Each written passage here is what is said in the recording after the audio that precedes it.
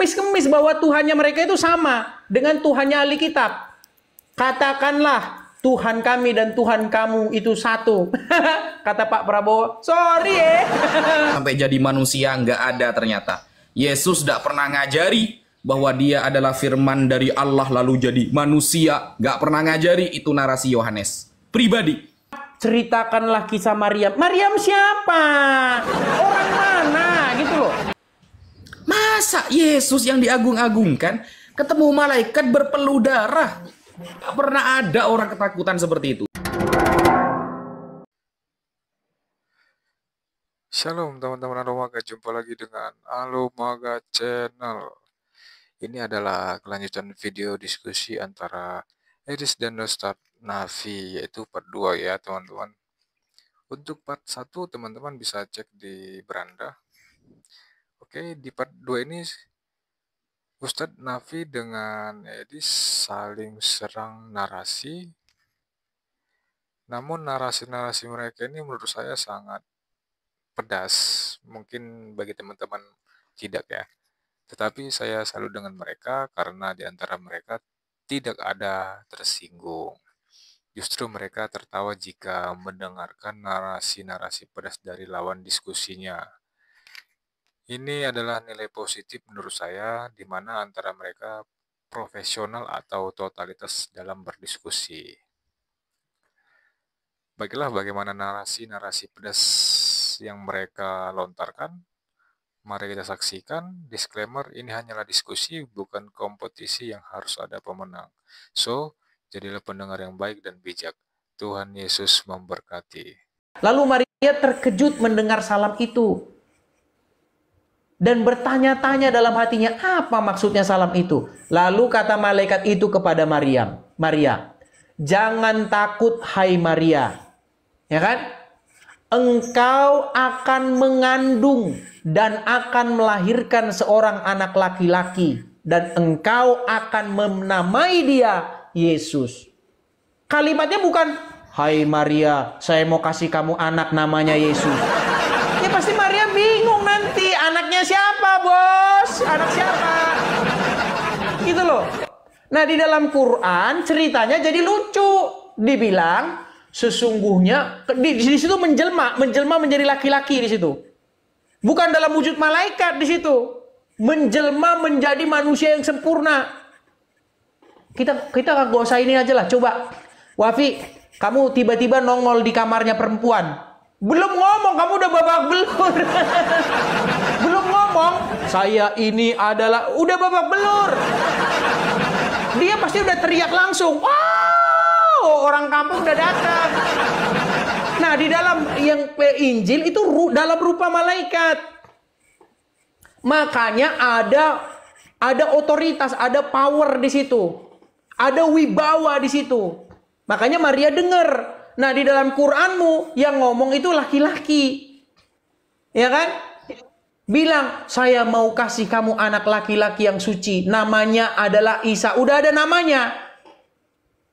Udah ada namanya di situ. Anaknya udah ada jenis kelaminnya laki-laki.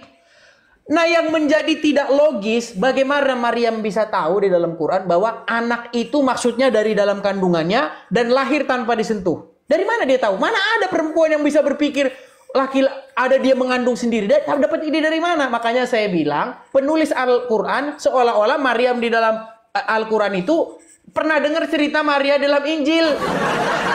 Itu saja yang logis-logis saja. Nggak usah bahas yang dogma-dogma. Ayo silakan tanggapi. Iya, kamu gara-gara menang koin aja makanya kamu jalan terus. Ajar terus, yang penting poin di sini banyak. Muslim kan kayak begitu. Silakan. Walaupun nggak tahu apa-apa, yang penting kasih aja. Silakan. Silakan. Kok malah bahas koin gitu loh. Silakan. Gini Mas Edis. Tadi pertanyaan saya juga gak dijawab teman-teman ya. Masalah Yohanes Pembaptis mengistilahkan Yesus itu hewan. Ya, Yohanes Pembaptis mengistilahkan Yesus itu hewan, saudara. Hewan. Yaitu anak domba. Nah, kalau anak domba berarti bapaknya juga domba, juga hewan berarti. Nah, istilah itu dapat dari mana Yohanes itu, gitu loh. Itu loh dijawab, jangan lari ke Quran terus. Lalu ini ya saya sampaikan. Ini terpaksa harus saya jawab karena Mas Edis kayaknya tidak mau menjawab ini. Nih, saya buka dulu kameranya. Ini ya. Dari sini surah Maryam. فَاتَّخَذَتْ مِن دُونِهِمْ حِجَابًا فَأَرْسَلْنَا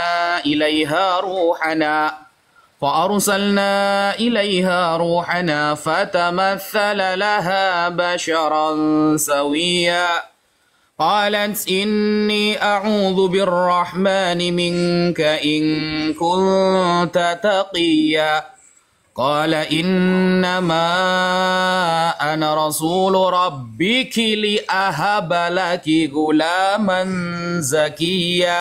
Nah, ini biasanya kalau kita baca Quran, yang kepanasan itu syaitan. Mas Edis kayaknya kepanasan, guys. Iya, masalahnya saya nggak ngerti bahasa Indonesianya, itu cuman ini waktu saya ini. Silakan. Ini waktu saya ini. Ya kepanasan itu cuma setan biasanya. Ini sudah terbukti ya, mujizat Al-Quran ya. Kepanasan beneran ya. Qala innama ana rasulu rabbik. Malaikat Jibril mengatakan, aku adalah utusan dari Tuhanmu. Li'ahabalaki. Untuk aku memberikan kabar kepadamu tentang datangnya gulaman. Seorang anak laki-laki zakiyan yang suci.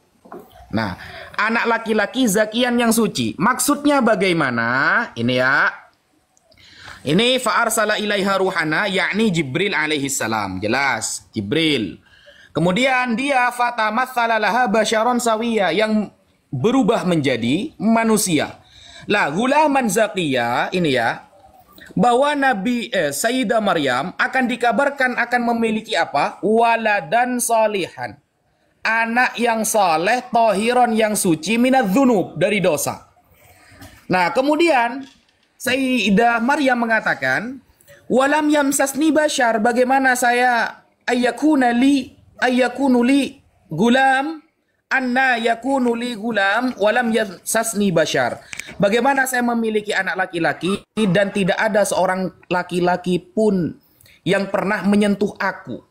Ailam yakrobni zaujun. Maksudnya dia tidak pernah didekati oleh seorang pasangan laki-laki, tidak pernah. Begitu. Walam aku bagia.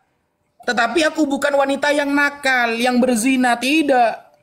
Nah, ini justru menunjukkan bahwa mukjizat Allah ketika ingin memberikan anak itu menunjukkan tanpa seorang suami bisa. Adam saja ya, kalau kita agak masuk akal ya. Adam saja lahir tanpa seorang ayah dan ibu. Maka Sayyidah Maryam dikabarkan akan mendapatkan seorang anak laki-laki tanpa seorang ayah, dan itu tidak mustahil bagi Allah. Begitu. Ya, begitu. Ketika saya tanya kepada Anda, kemudian ini berarti menyontek. Ya, Maryam menyontek di kitab Lukas. Mana datanya nyontek itu mana? Gitu loh, jangan cuma framing. Dia heran, dia ketakutan katanya. Yang ketakutan itu Tuhannya, Mas Edis ini ya. Kok Tuhan takut gitu loh. Lukas 22:45. Ia, Yesus, sangat ketakutan dan makin bersungguh-sungguh berdoa. Peluhnya menjadi seperti titik-titik darah yang bertetesan ke tanah. Loh, Yesus yang katanya Tuhan bertemu malaikat ketakutan, saudara. Bayangkan. Masa gak kenal sama malaikatnya? Tuhan ketemu malaikat, gak ada di dunia ini orang yang ketakutan sampai keringatnya bertetes-tetes darah. Gak ada. Tapi itu terjadi kepada Yesus. Dia ketemu malaikat, gak kenal ternyata sama malaikatnya. Takut. Ini Tuhan macam apa ini? Kok bisa takut gitu loh? Sampai bertetes darah, saudara. Nah, itu yang heran. Itu heran kami. Kalau cuma seperti Sayyidah Maryam gak heran, bro. Biasa saja. Lagi-lagi tidak dijawab ya.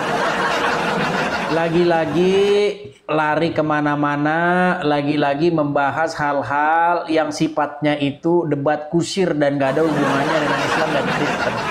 Gini loh Wafi, saya kasih tahu cara diskusi yang dewasa ya. Saya memang maklum, kamu kan terjun ke dunia debat ini kan masih baru-baru.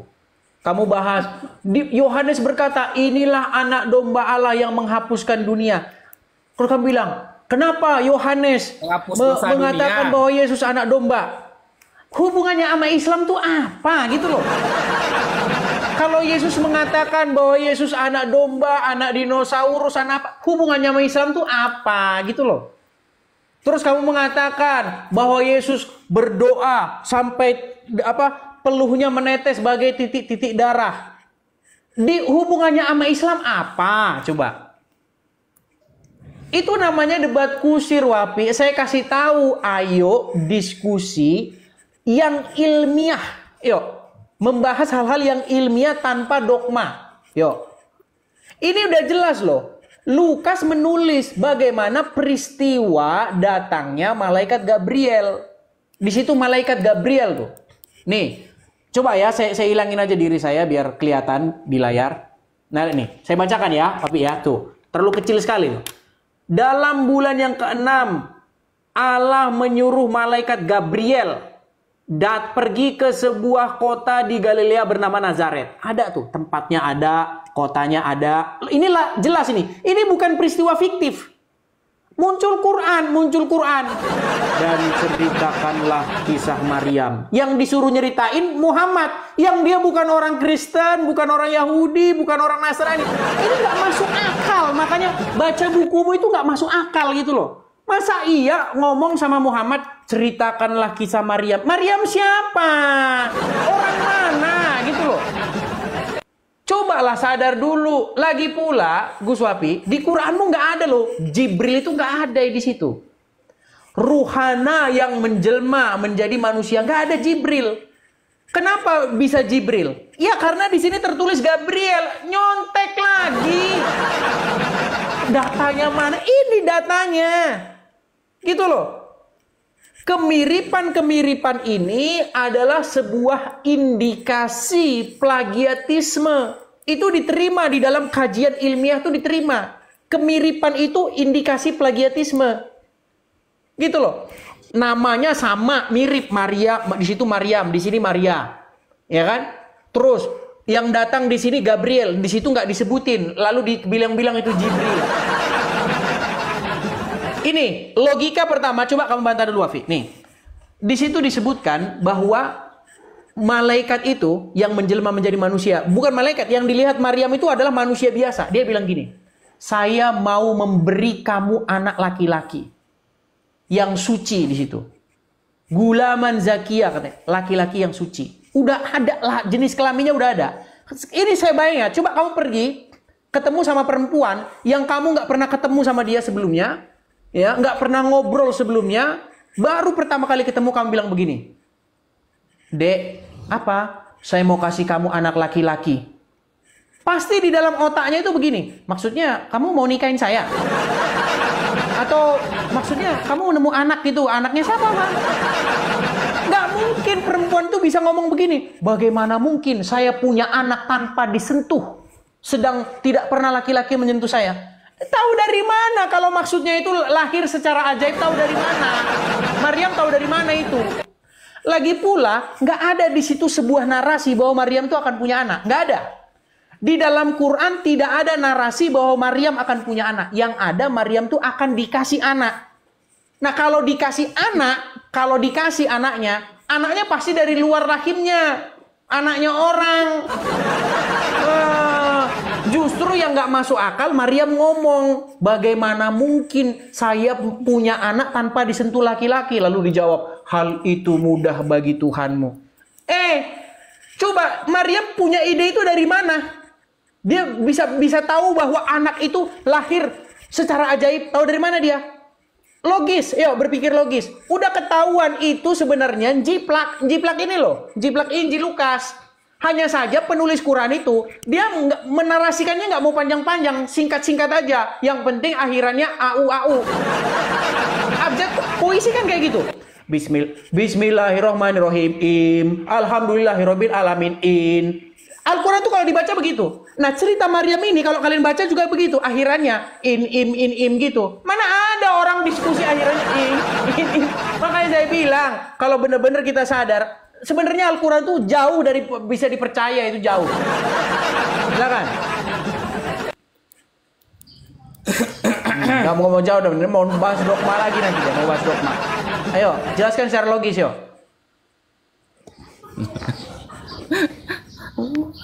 Mulai panas dia, guys. Mulai panas Mas Edis, ya Allah. Mana jawabannya? Apa kaitannya anak domba ini dengan agamamu loh? Ini kan temanya membahas ajaran, ya. Temanya di awal kita itu membahas ajaran Paulus, ajaran Yesus, ajaran Kristen dengan ajaran Nabi Muhammad, Islam. Maka wajar saya bertanya, gitu loh. Buktikan data Anda itu. Yohanes tadi yang dianggap murid Yesus, Yohanes 1 ayat 1 sampai ayat 14, dari Yesus adalah firman sampai jadi manusia, nggak ada ternyata. Yesus tidak pernah ngajari bahwa dia adalah firman dari Allah lalu jadi manusia, nggak pernah ngajari. Itu narasi Yohanes pribadi, tak pernah diajarkan oleh murid-murid Yesus yang lain. Ini kan temanya ajaran, makanya saya tanyakan gitu loh. Kemudian, oke, Yohanes yang murid Yesus gak dijawab. Sekarang pertanyaan Yohanes yang pembaptis. Ketika mengatakan Yesus adalah binatang, anak domba. Yesus adalah bukan menghapus dunia. Yesus itu tidak bisa menghapus dunia. Wan dia saja tewas kok 3 hari. Menghapus dosa. Kan gitu narasinya, menghapus dosa. Nah itu gak ada itu. Gak dijawab juga itu. Apa urusannya dengan Islam loh? Karena apa urusannya sama Islam? Saya tanya, bener gak ajaran itu? Gitu loh. Di dalam Bible kamu itu bener gak ajaran itu? Buktikan bro. Lalu ketika di dalam Maryam dikatakan, aku datang kepadamu, kata malaikat Jibril, untuk memberimu anak. Ya, memberi anak kan bisa jadi dikasih anaknya. Itu kan pikiran kamu. Karena jawaban Sayyidah Maryam sudah membuktikan gimana saya punya anak. Saya tidak pernah disentuh oleh pasangan, oleh suami. Berarti mau hamil itu bukan dikasih anaknya. Kalau dikasih anaknya ngapain disentuh? Tanpa disentuh laki-laki, cukup ngambil di yatim piatu ya, di anak yatim kan bisa. Tidak usah disentuh laki-laki. Tapi jawaban Sayyidah Maryam, walam yamsasni bashar. Tapi aku tak pernah disentuh oleh pasangan suami. Laki-laki, maksudnya akan hamil tanpa suami. Itu logik bagi orang yang punya pikiran. Kalau cuma dikasih anak langsung, maka Sayyidah Maryam tidak mengatakan seperti itu. Pasti jawabannya begini, dari mana anak itu dapatnya? Gitu baru. Dari perusahaan yatim piatu misalnya. Baru, tapi dia mengaitkan bahwa dia rahimnya, dirinya tak pernah disentuh laki-laki, berarti maksudnya akan dihamilkan tanpa seorang suami. Itu logik bagi orang yang pikir itu, yang pikirannya sehat ya. Entah kalau pikirannya gak sehat sampai songkoknya warna merah, saya tidak paham. Gitu. Sehingga ayolah Mas Edis, yang heran itu seperti ini Mas Edis. Ada Tuhan, Yesus yang dianggap Tuhan, tapi Mas Edis ternyata gak percaya ya kalau Yesus itu Tuhan. Ternyata Mas Edis dalam video kemarin, dia gak percaya kalau Yesus Tuhan, saudara. Gak percaya. Oke lah, minimal Yesus utusan. Yesus ketemu dengan malaikat, dia ketakutan berpeluh darah, bayangkan. Masa Yesus yang diagung-agungkan ketemu malaikat berpeluh darah? Gak pernah ada orang ketakutan seperti itu. Yang kedua, yang heran itu seperti ini bro. Yang heran itu seperti ini. Nih. Ya, ini ajaran kamu ini. Ini kan temanya ajaran. Paulus, Kisah Para Rasul 9 nomor 5. Ketika ketemu suara Yesus nih. Jawab Saulus, siapakah engkau? Tuhan, langsung ditebak ini. Kok bisa langsung nebak seperti ini nih? Siapakah engkau? Tuhan, langsung Tuhan. Bisa jadi ini iblis loh yang datang loh. Bisa jadi iblis. Ketika langsung ditebak-tebakan oleh Saulus adalah Tuhan, ya sudah. Saya adalah Yesus yang engkau aniaya itu. Wah, ngaku-ngaku kan akhirnya kan. Yang kayak gitu yang bikin saya heran. Ada suara langsung ditebak. Oh Tuhan. Nah, ini ajaran dari mana ini? Ini temanya ajaran bro. Gitu loh. Saya sudah jawab sama tafsir tadi. Bahwa fa'arsala ilaiha ruhana.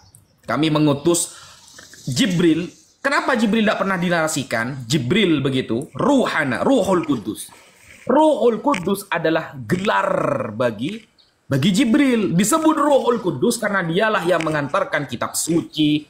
Maka agama sebagaimana dia adalah roh dalam agama. Begitu, itu jawaban Imam Fakhruddin Ar-Razi dalam Mafatihul Ghaib. Keren, gak jiplak kitab orang lain bro jawabannya. Gitu loh. Baik. Kita tanggapi lagi ya. Kayaknya si Wapi ini harus kita ikuti dengan pola debat dogma ya. Kalau debat dogma kayaknya dia suka. Kalau debat ilmiah mereka langsung ketahuan bahwa kitabnya itu cuma puisi-puisi aja. Jadi kalau kita baca ya narasi dalam Quran itu, Quran ada Maryam sama malaikat itu yang ngomong itu perhatiin akhirannya. In, ABAB begitu, AAAA atau ABAB. Jadi kayak macam balas pantun, mereka lagi main pantun. Kayak nikahan Betawi. Nikahan Betawi. Makanya saya bilang udahlah. Sebenarnya kalau kita pakai akal sehat, nggak mungkin percakapannya itu betul-betul kayak gitu. Gitu loh. Masa iya orang ngobrol kok nyambung begitu? Coba lihat itu. Maryam jawab apa? Malaikat jawab apa? Itu berbalas pantun. Coba baca. Udahlah. Jadi Gus Wapi memang dia nggak mau bahas ini teman-teman karena takut ketahuan bahwa memang Al-Quran itu memang nggak bisa dipercaya kalau dikaji secara ilmiah. Kalau dicari secara dogma ya, namanya dogma. Kalau dogma yang ngapain? Muhammad menerima wahyu.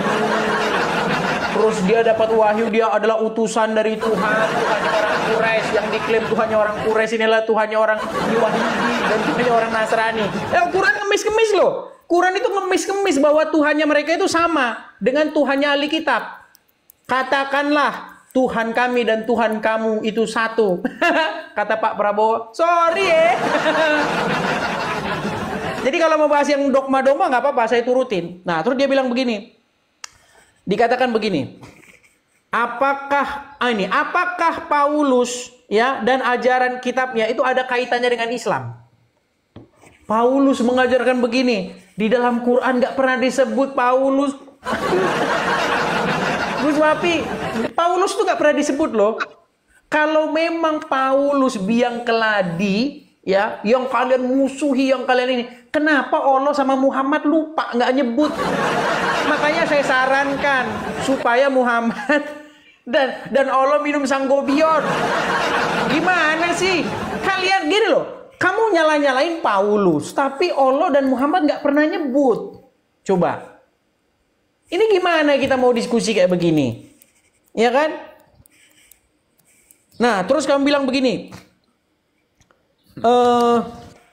Maryam berkata, bagaimana saya punya anak? Emang yang ngomong kalau Maryam punya anak siapa? Di ayat itu. Tunjukin ayat yang bilang bahwa Maryam akan punya anak. Nggak ada yang bilang Maryam akan punya anak. Yang ada Maryam akan dikasih anak. Itu sama kayak gini loh. Gus Wapi, apa? Ini sama-sama mabok nih. Dua-duanya mabok di Lapo Tua. Gus Wapi, saya mau kasih kamu uang. Wapi bilang, bagaimana mungkin ada uang di kantong saya? Loh, kan saya bilang saya mau kasih. Iya, tapi bagaimana mungkin di dalam saya keluar duit sendiri? Saya kasih botol, saya kasih. Ini loh, duit saya kasih ke kamu. Bagaimana mungkin keluar sendiri dari kantong saya? Yang dibilang sama Maryam itu mau dikasih anak. Udah ada jenis kelaminnya. Maryam itu posisinya perawan. Bagaimana mungkin dia bisa berpikir bahwa anaknya itu dari rahimnya? Coba yang ngomong bahwa Maryam akan punya anak dari rahimnya itu siapa? Nggak ada. Gitu loh. Sama seperti kalau kamu ketemu perempuan, orang perempuan itu yang belum punya suami, nggak akan mungkin dia ngarep-ngarep dia punya anak. Seolah-olah dalam narasi Al-Quran ini, Maryam tuh ngarep-ngarep punya anak. Gitu loh. Padahal dia posisinya masih belum bersuami. Lagian ya kalau dibaca makin pusing itu dikatakan. Ketika dia mengasingkan diri ke sebelah timur katanya. Lalu Ruhana menjelma. Ngasingkan ke sebelah timur ngapain? Aneh gitu loh ceritanya. Tiba-tiba ngasingin ke sebelah timur. Kalau ditanya sama muslim, itu mengasingkan ke sebelah timur karena dia ingin menghindari. Karena dia punya anak tanpa suami. Loh, harusnya diberitahu dulu, hamil dulu, baru ke sebelah timur. Ini ke sebelah timur dulu, baru dikasih tahu. Kebalik-balik.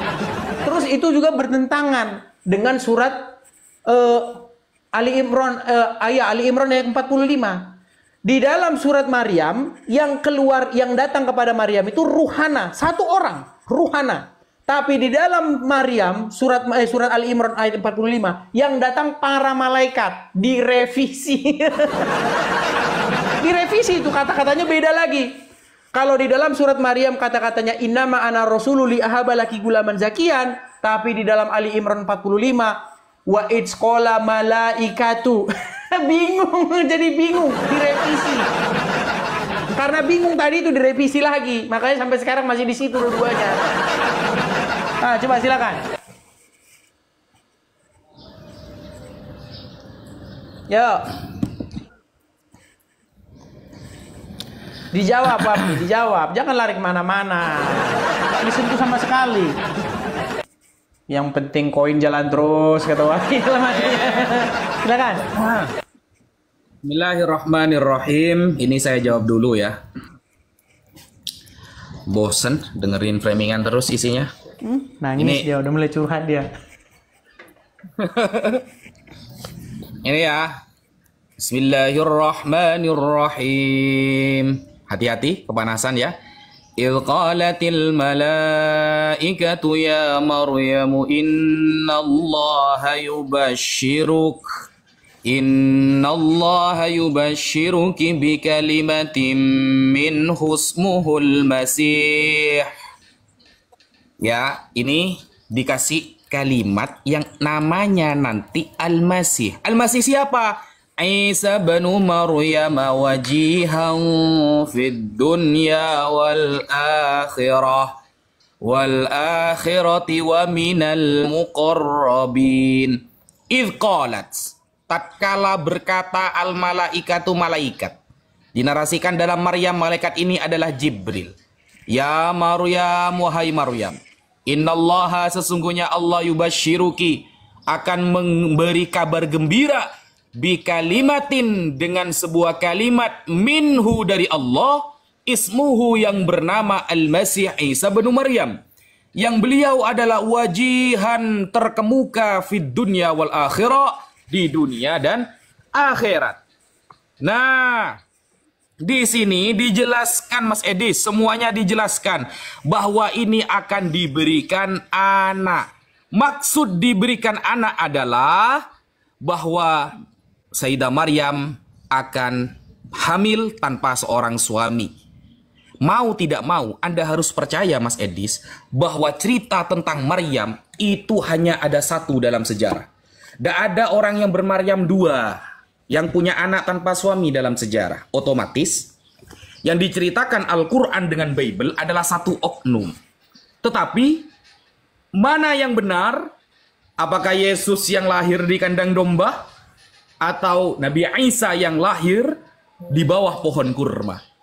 Kedua kitab suci ini sama-sama kitab suci samawi, datang dari Tuhan, tetapi menarasikan satu oknum. Sampean kalau mau mengatakan ini Maryam beda dengan Bible, sampean buktikan dalam fakta sejarah ada dua Maryam yang hamil tanpa suami, itu ternyata ada dua orang, nggak akan bisa, nggak akan bisa. Tetapi kalimat di sini jelas bahwa dikabarkan akan memiliki anak. Pengetahuan dikabarkan akan memiliki anak itu terjawab dengan jawaban Sayyidah Maryam ketika mengatakan walam yamsasni bashar.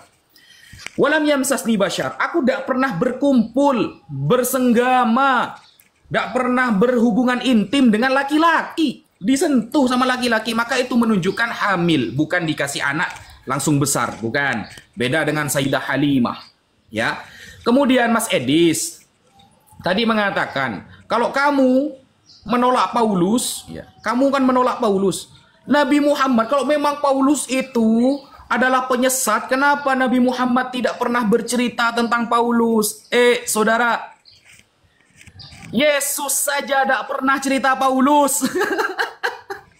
Kalau memang Paulus itu penting, Ngapain jauh-jauh ke Nabi Muhammad? Yesus tidak tahu sama Paulus. Yesus tidak kenal sama Paulus. Yesus tidak pernah bilang ikutilah Paulus dalam ajaranku. Tidak pernah.